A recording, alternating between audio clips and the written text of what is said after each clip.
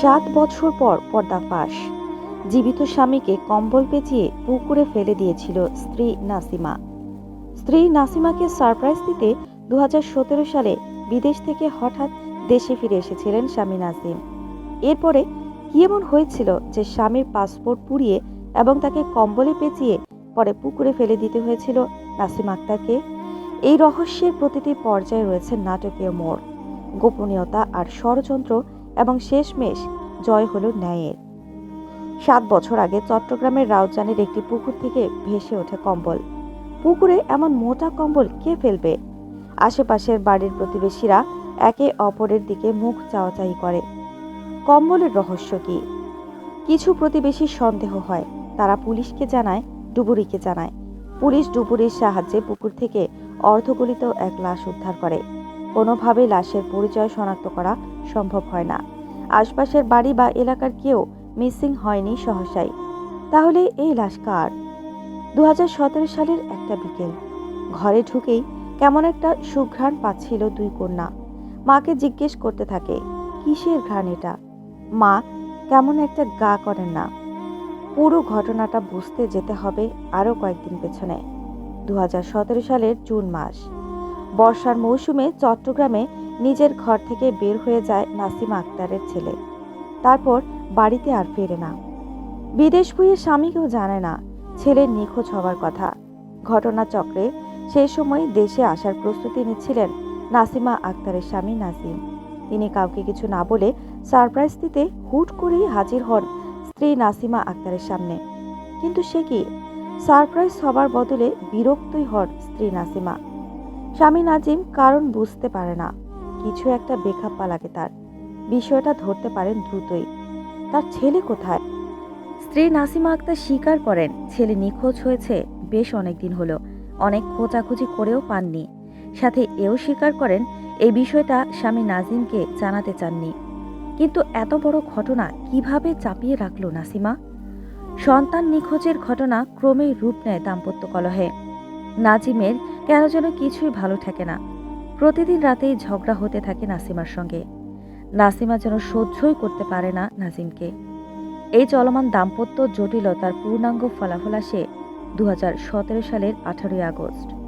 সেদিন ঝগড়ার এক পর্যায়ে স্ত্রী নাসিমাকে চড় মারে নাজিম। সঙ্গে সঙ্গেই ক্রোধে জ্বলে ওঠে নাসিমা। ধাক্কা দিয়ে দরজার কাছে ফেলে দেয় নাজিমকে।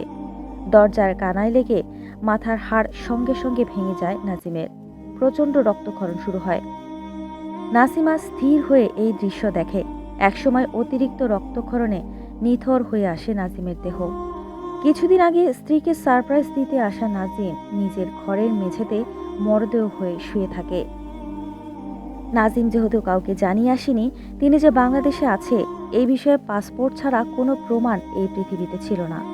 নাসিমার সঙ্গে সঙ্গে ঘরে গিয়ে ড্রয়ার থেকে পাসপোর্ট বের করে উনুনের উপর ছেড়ে দেয়। কয়েক মুহূর্তে জ্বলে ভস্ম হয়ে যায় সদ্য মৃত্যুবরণ করা নাজিমের বাংলাদেশে থাকার একমাত্র প্রমাণ। ঠান্ডা মাথায় আলমারি থেকে কম্বল বের করে নাসিমা।